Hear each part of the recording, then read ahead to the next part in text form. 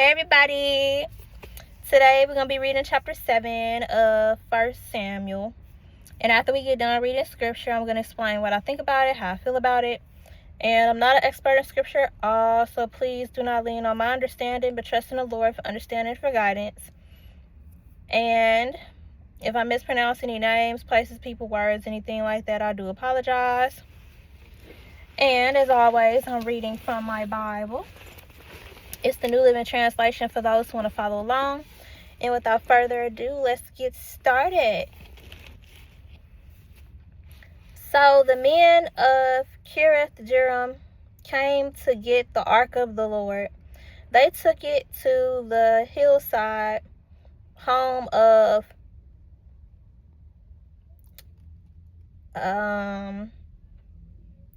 Abinadab,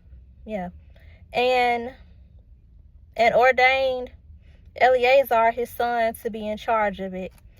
The ark remained in Kiriath-Jearim for a long time, 20 years in all.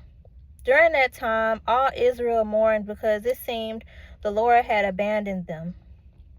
Then Samuel said to all the people of Israel, If you want to return to the Lord with all your hearts, get rid of your foreign gods and your images of Ashtaroth or Ashtoreth. Turn your hearts to the Lord and obey him alone. Then he will rescue you from the Philistines. So the Israelites got rid of their images of Baal and Ashtoreth and worshipped only the Lord. Then Samuel told them, Gather all of Israel to Mizpah, and I will pray to the Lord for you. So they gathered at Mizpah, and in a great ceremony, drew water from a well and poured it out before the Lord. They also went without food all day and confessed that they had sinned against the Lord. It was at Mizpah that Samuel became Israel's judge. When the Philistine rulers heard that Israel had gathered at Mizpah, they mobilized their army and advanced. The Israelites were badly frightened when they learned that the Philistines were approaching. Don't stop pleading with the Lord our God to save us from the Philistines, they begged Samuel. So Samuel took a young lamb and offered it to the Lord as a whole burnt offering. He pleaded with the Lord to help Israel, and the Lord answered him. Just as Samuel was sacrificing a burnt offering, the Philistines arrived to attack Israel. But the Lord spoke with a mighty voice of thunder from heaven that day, and the Philistines were thrown into such confusion that the Israelites defeated them. The men of Israel chased them from Mizpah to a place below Beth-kar, slaughtering them all along the way.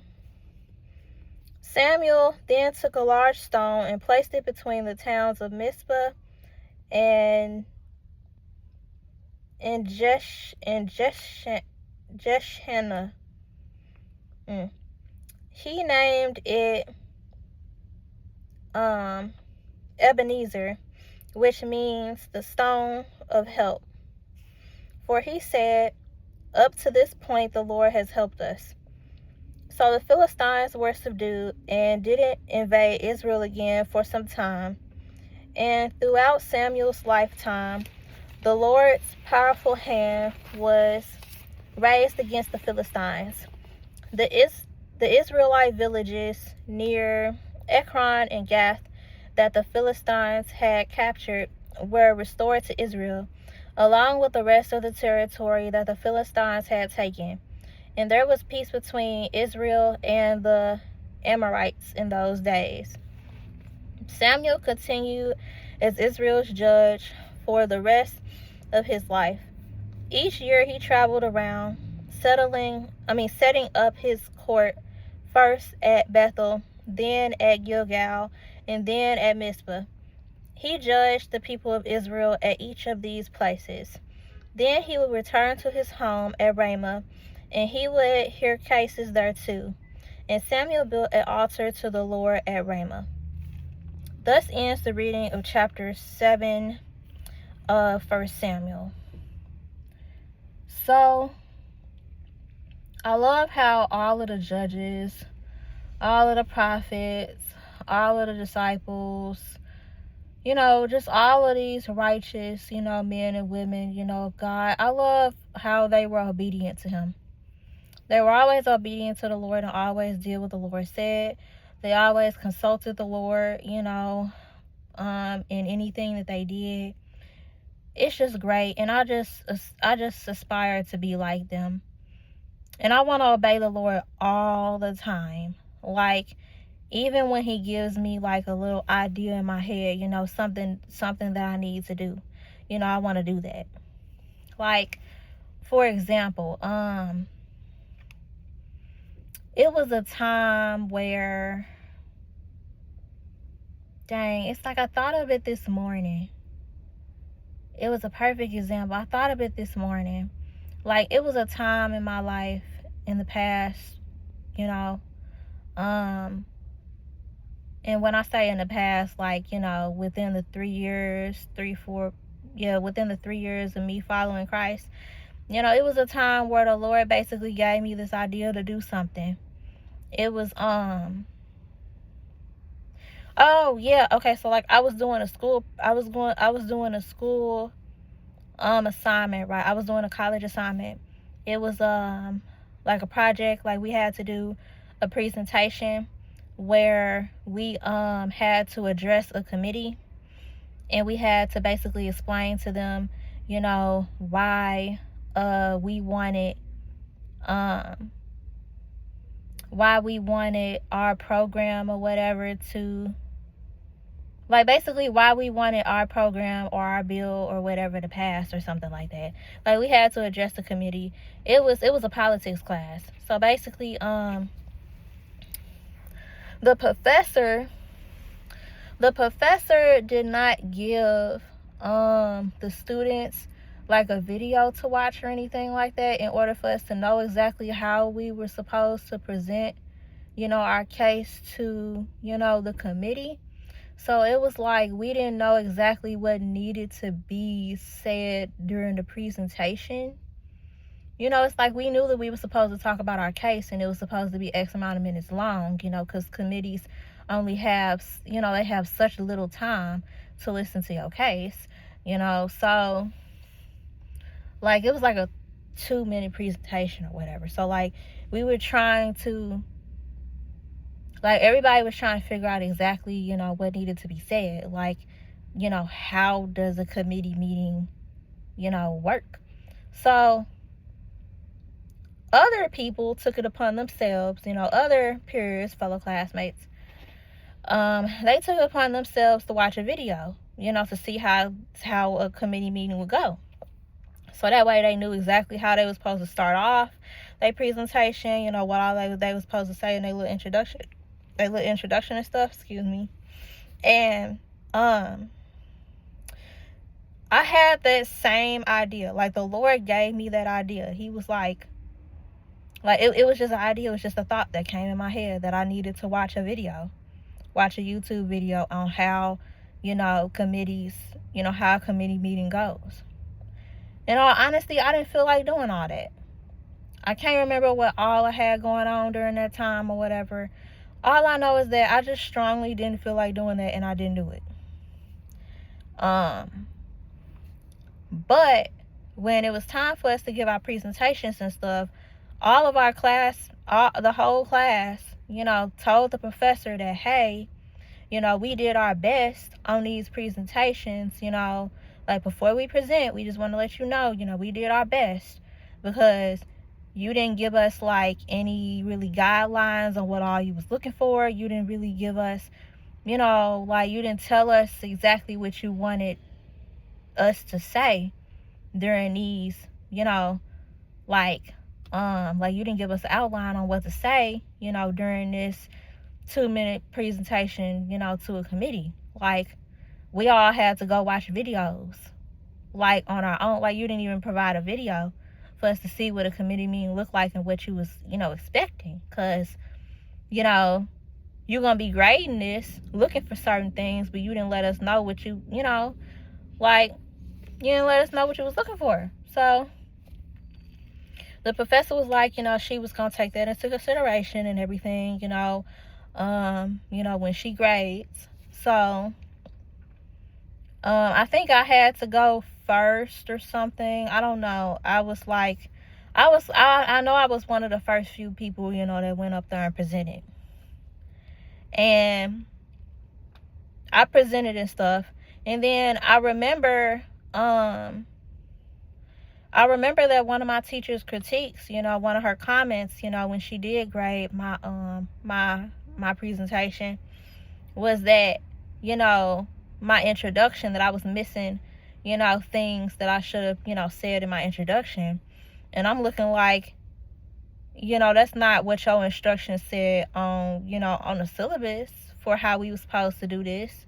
Like, and that's what us students was trying to tell her, like, how can you harshly grade someone, looking for certain things and stuff, when you don't put that, in your syllabus. So anyway, needless to say, I did pass the assignment, and she did what she said. She took that into consideration when she was grading. But yeah, overall, I had the important stuff down, like, I explained my case well and all the rest of the other stuff. It's just, I was just missing some things from my intro. And that's fine. But I feel like if I had obeyed the Lord, even if I had obeyed the Lord and just went on ahead and looked at that video, I would have been able to include all that, and I would have got a perfect score, on my assignment. But, on my presentation. But it is what it is. But that's an example of, I want to obey the Lord whenever he tell me to do anything. Like, I want to obey him basically in the small things too, as well as the big things. It's like, if the Lord is calling you away to another country, that's a big thing that he asking you to do. And of course you got to be obedient and do what he say. But if he tell you something simple like, wear a red shirt today, like, you need to do that. Like, be obedient. You don't know what's going to happen. And the only reason why I say the big thing is the moving to another state, and the small thing is wear a shirt today, is because, that's how, that's how a lot of us will look at it, But at the same time, I feel like they equally important. Whenever the Lord tells you anything, no matter how big or small you feel like it is to do, of a request it is, it's still of equal importance, and honestly of equal status. Like, there must be a significant reason why he would tell you to wear a red shirt today. You know what I'm saying? So it's just best to obey the Lord in everything. But that's what this chapter got me thinking of, how Samuel was obedient. He consulted the Lord on stuff. He, made sure that he followed the instructions of the Lord. He was obedient in all of the things, that he was asked to do. Like, had to turn the page real quick. Like, he was praying. He was praying for the Israelites, that they would be successful in defeating the Philistines this time around, because they had got defeated by the Philistines twice already. So Samuel was asked to pray, that the Israelites, win against the Philistines. And he prayed, but he not only did that, but he also sacrificed a burnt offering and stuff, in order to do that. And the Lord listened to him. And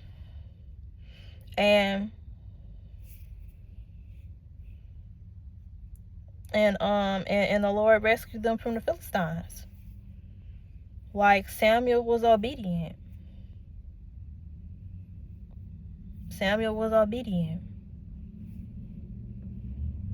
Like, whether the Lord tell you to pray for your enemies or to straight up destroy your enemies by killing them all, like, you need to be obedient. Like, and that's what Samuel did.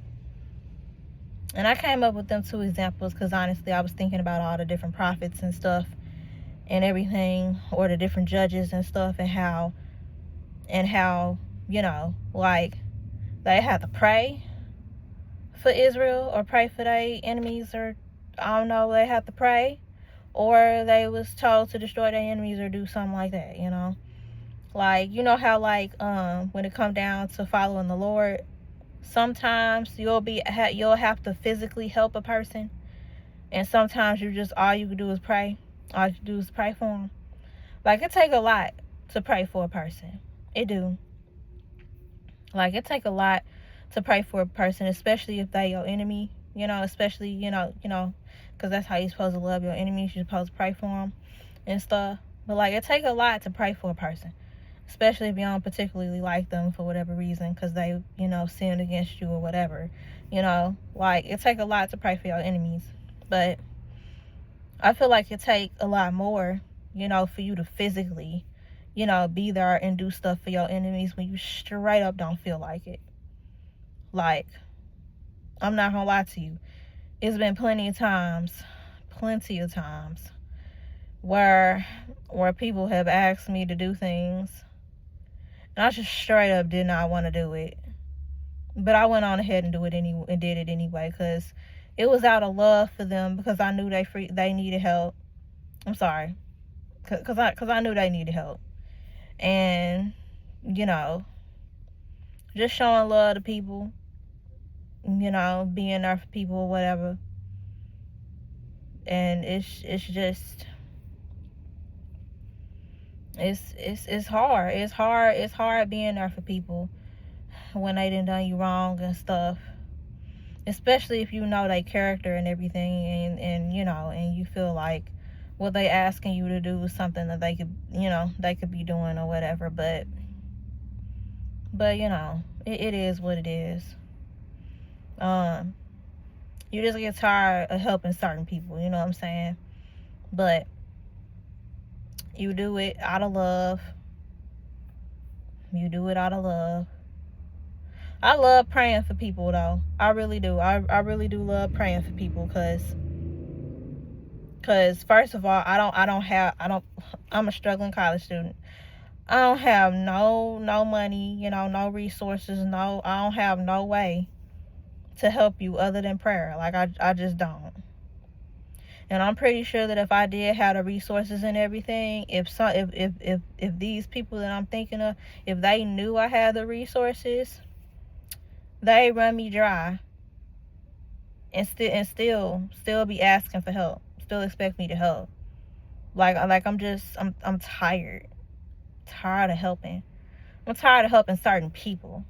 Now, if a stranger was to come up to me or whatever and ask me for help, I'd be honest with them. Look, I ain't got the resources or whatever to help, but I will pray for you, though, because that's the only thing I can do. I understand that, prayer don't seem like help to people, especially if they not religious or whatever. But it's really the best thing that I can do, because I know that the Lord gonna hear my prayer. And I know He got the resources and the means and everything in order to help you. So that's the best thing that I can do for you, is communicate directly to God and be like, hey, can you help such? Because they need help. I can't do it, but I know you can. He'll hear me. And whether or not He decided to do something or not, that's the Lord's decision. And I'm 100%, I 100% agree with whatever the Lord decides to do, because, He's the Lord. He's the one that knows everything. He know your heart, not me, So, yeah. If the Lord don't decide to help you, I'm be like, well, I don't know why He ain't decided to help you. Like, maybe this is something that you need to go through in order to learn a lesson. I don't know. Don't know why it happened the way it did. Gotta ask Him that, because I don't know. But all I know is that I did my best. I prayed, and it was left up to Him to decide. I put in a request. It's up to Him to decide whether or not He gonna do something about it. But yep, Yeah, this chapter just got me thinking about obedience. Because Samuel straight up, because of his obedience, because of him praying and interceding for Israel, and because of him doing the burnt offering and all that stuff, Israel won that day. It was all thanks to the Lord. And the Lord answered Samuel, though. So, yep. And that's how I be feeling when I pray. I feel like, okay, they might have prayed, might not have got no answer, whatever the heck, but I feel like if I pray, if I intercede for them, maybe the Lord will do something. I know the Lord gonna hear me. Maybe he'll do something. Maybe he won't. I don't know. But at least I interceded and he heard, So, yep, that's all I gotta say, y'all. Because I'm not gonna keep you long. I gotta get to class anyway. I had such a late start today in terms of evangelism. I'm gonna get the rest done eventually. But thank y'all so much for listening. And keep me in prayer, Like, just ask the Lord to bless me with everything that I need, pretty much. That'll pretty much cover it, You don't need to know all the details or anything, but, just keep me in your prayers and stuff. And that's it. And I'll keep y'all in mind, because, I pray for the world every morning. I'll be fasting for the world, too. So, thank y'all so much for listening. I love you. Jesus loves you. And have a blessed day. Bye.